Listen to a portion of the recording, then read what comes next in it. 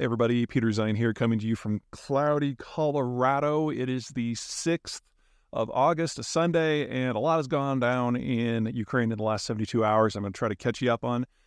First of all, on Friday the 4th, in the early hours, the Ukrainians used a naval drone to hit a Russian military vessel, an amphibious vessel, in the port of Novorossiysk on the northeast shore of the Black Sea.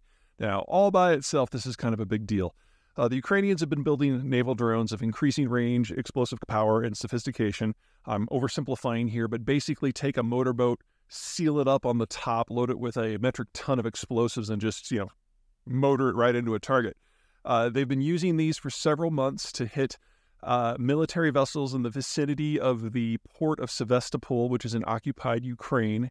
And they've been so successful that the Russians have largely evacuated the military vessels from the region completely and moved them back to places like Novorossiysk in Russia proper.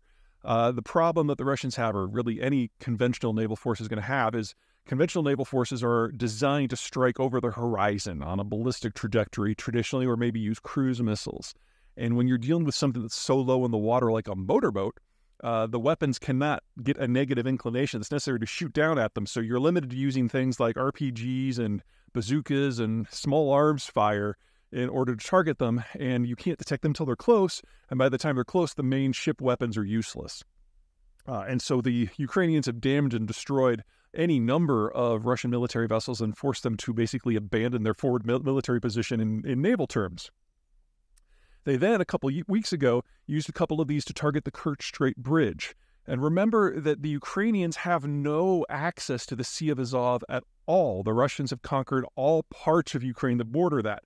So the Ukrainians have to launch from places like Odessa and sail all the way around the peninsula to do it. So these things already have a decent range. But Novorossiysk is even further away, and the Black Sea is a relatively rough body of water. So in order to strike there, one of two things has to be true. Either number one, the Ukrainians have experienced a quantum leap in terms of range, and pretty much nothing on the entire Russian coast of the Black Sea is safe anymore.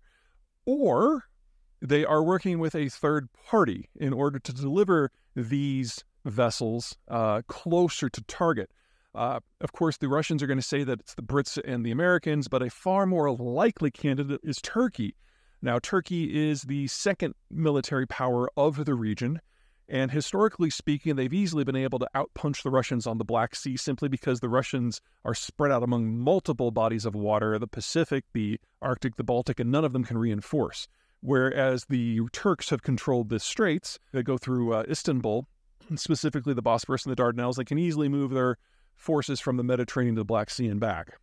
Now, we've seen the Turks starting to change their strategic policy on this region from thinking of the Russians as a potential asset and a partner to something that they might actually be able to eliminate.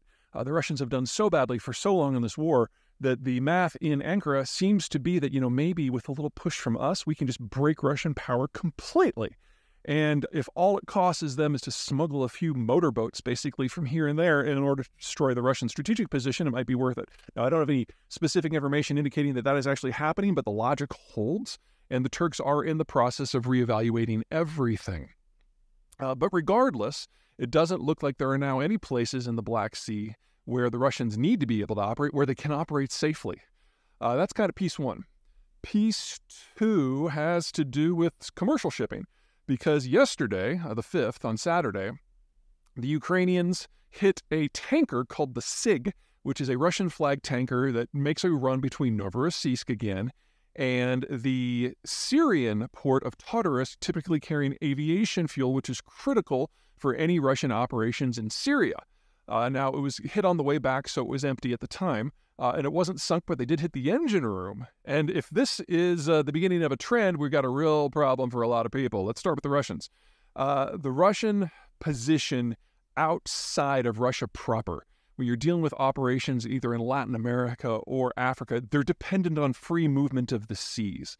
And if they can't move men, material, and fuel in and out of the Black Sea, they're kind of hosed. So this is a hit on a very important strategic asset for the Russians. And if this is the beginning of a trend, the entire Russian position globally is going to go up in smoke in a very short period of time because of lack of fuel and the inability to reach people in the first place. The second problem has to do more with civilian shipping, because the Ukrainians now said in the aftermath of hitting the SIG that they are going to treat every ship coming in and out of any Russian port as a potential target, which, you kind of understand where they're coming from, because the Russians have been doing this for Ukrainian ports since the beginning of the war. If the Ukrainians stick to their guns on this, and at the moment no one in the international community outside of the Russians is basically saying anything, then a lot of the Black Sea is going to become a no-go zone for Russian vessels of any type, or any third-party vessels that want to go in and out of Russian ports. And unlike Ukrainian ports, where the world has kind of gotten used to that, this is a shock that we haven't experienced just yet. Now, for those of you who've been following me since the war, especially if you've been bitching at me for getting some of my more specific forecasts on international trade wrong, it's because we haven't had this sort of blow-up yet. My concern early in the war is that we were going to have a short, sharp shock in which Russian and Ukrainian stuff in and out of the Black Sea was simply going to go offline all at once, and that was going to have a catastrophic impact on prices. That hasn't happened, and honestly, I've been very surprised that both Moscow and Kiev have shown a lot of restraint. That now seems to be in the past. The Ukrainians have now already hit a ship.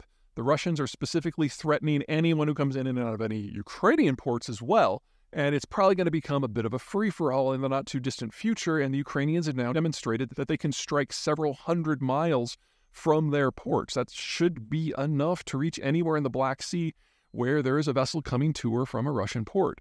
And they have given the world's civilian ships 2 weeks to basically abscond from the region. Now, the way insurance works is, in a normal situation, you pay 1 or 2% the value of your hull every year for an insurance policy. If you sail into a war zone where people are shooting, that goes up by roughly a factor of 100. And if you sail into a war zone where someone is actively targeting civilian vessels, you just can't get a policy at all. So we could see the entire position of maritime shipping globally in this region just kind of evaporate over the course of the month of August. That potentially takes out one of the world's largest oil and ore and grain export facilities, which is Novorossiysk, and a secondary one at Tuapse, which is a little bit further down the Russian coast than the northeast shore of the Black Sea.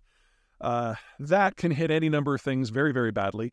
The Russians don't have the ability to redirect this stuff anywhere because their other export points are either already maxed out, places like Primorsk on the Baltic or Nakodka on the Pacific are already operating at maximum capacity. The rail system's already at maximum capacity. And the only other alternative would be to go through Ukraine, and take it to the port of Odessa, which is under embargo. So if this is shut down, it really goes away.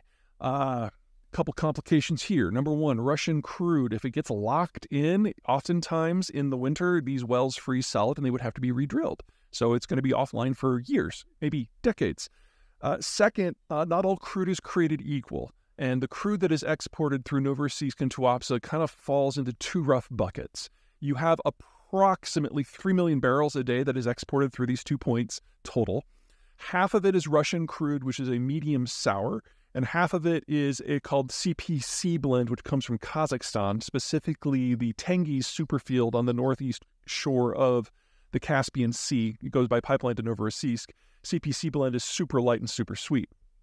Now, the medium sour, if you remove that from the market, the biggest beneficiary is probably going to be Canadian Select, which is a heavy sour blend that comes out of Alberta.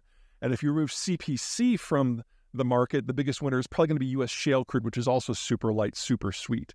But in both cases, you've got two big customers. The first is East Asia, primarily China, and there is now no longer anywhere that the Chinese can go to get replacement volumes because the Europeans have already grabbed it all up in the aftermath of the war. The second big customer base is going to be in the Mediterranean basin, where companies in the region have basically sworn off Russian crude and have gone for CPC blend. If CPC becomes unavailable, their only real option is going to be U.S. shale crude. Now, luckily, U.S. shale has been expanding in leaps and bounds over the last several months and years, especially since COVID started to let up.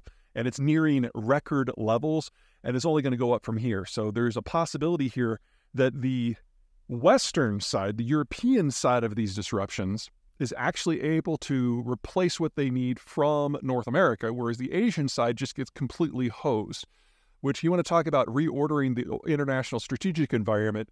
If you take the majority of this 3 million barrels of disruption and lay it on China while the Europeans just kind of, hold their nose and take American crude, That really reorders a lot of things in the international economic system, especially since the Chinese are already experiencing what can be best described as something between an economic slowdown and a sharp break because they're no longer capable of generating their own demand at all. At the same time, they're entering into an ever more bitter trade war with the rest of the world. So, we're looking at the Russians losing their strategic position in the water. At the same time they lose their strategic position in terms of economic penetration, they lose the ability to project power through the wider world, and we get a reordering of international energy, which really hurts the Chinese and the Russians. This is getting really interesting really fast. Now, there's still a lot of I's to dot and T's to cross. The Ukrainians and the Russians still have to make good on their threats. This doesn't automatically happen, but that does seem to be where we are headed right now. Okay, sorry this one was so long. Everyone take care. I'll see you next time.